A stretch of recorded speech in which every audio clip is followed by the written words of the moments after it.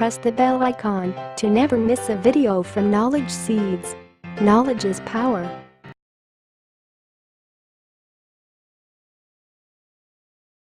Mahabharata and Ramayana are two epics of Indian mythology which have many interesting events. There are several interesting things which happened in the Indian epics, which can be related to our modern-day science. Welcome to Knowledge Seeds, where I would share with you some events from our mythology which shows how advanced was our medical science in those yugas.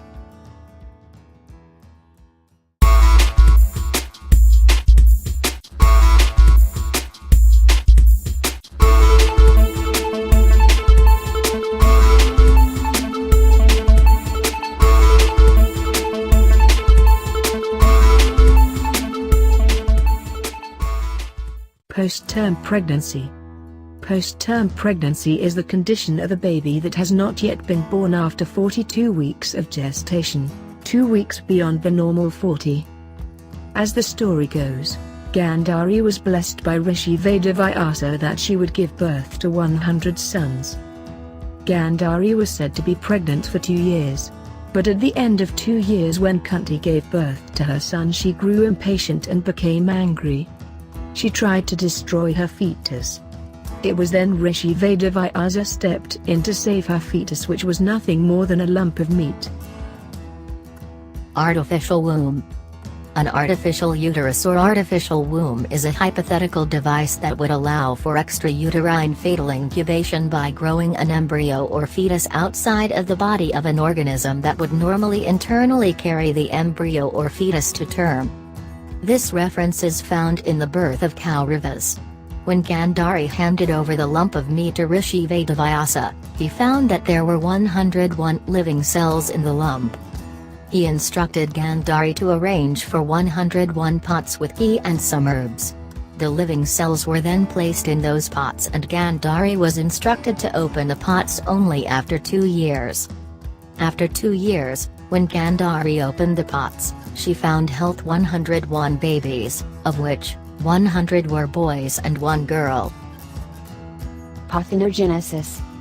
Parthenogenesis is a natural form of asexual reproduction in which growth and development of embryos occur without fertilization.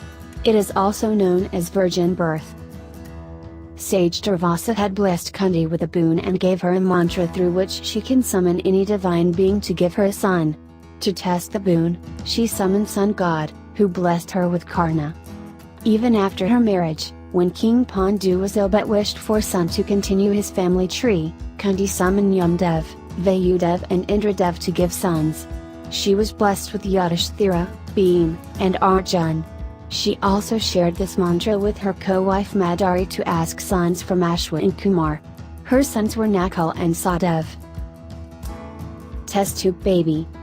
In vitro fertilization, IVF, is the most common and most effective type of assisted reproductive technology, ART, to help women become pregnant. Dronacrea's birth is considered the best example of test tube baby. As the story goes, Dronacrea's father, Sage Bharadwaj, went one day to River Ganga to perform his daily prayers. It was in the banks of Ganges he saw a beautiful maiden called Krintarki. Overcome with desire, the sage produced reproductive fluid. He then put that fluid in a pot and stored it in a dark room in his ashram. Drona was born from this pot. Ovulation induction.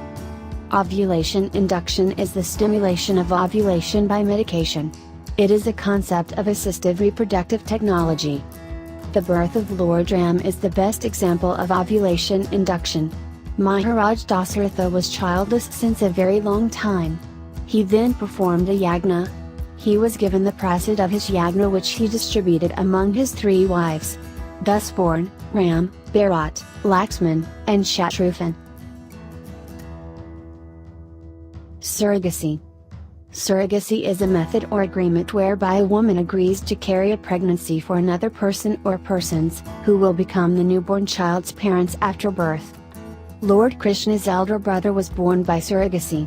Distressed by the killings of his 6 newborn children, Vasudeva decided to save his 7th unborn child. When Devaki was pregnant for the 7th time, Lord Vishnu transferred the embryo to Vasudev's first wife Rohini.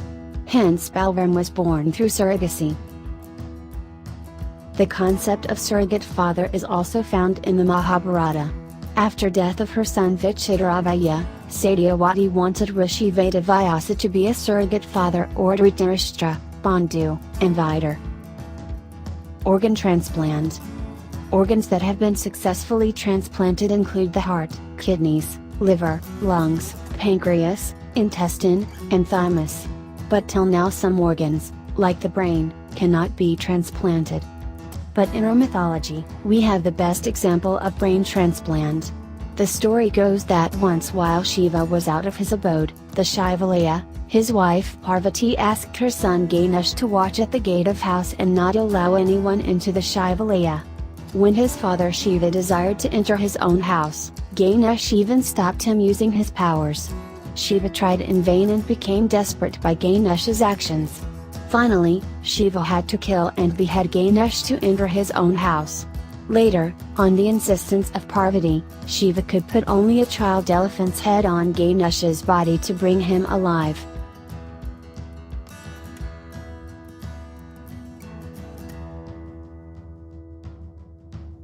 Cloning.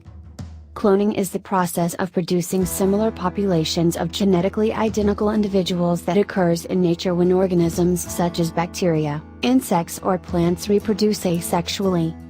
When Sita and Rama's son love was lost, Valmiki produced Kusha from grass, which is analogous to cloning. However, love returned to Sita and hence Sita raised both her sons. Apparently again, the cloning he did was far more advanced than the cloning techniques of today. Raktavaj is another similar sighting, where every drop of his blood on earth produced his adult clone.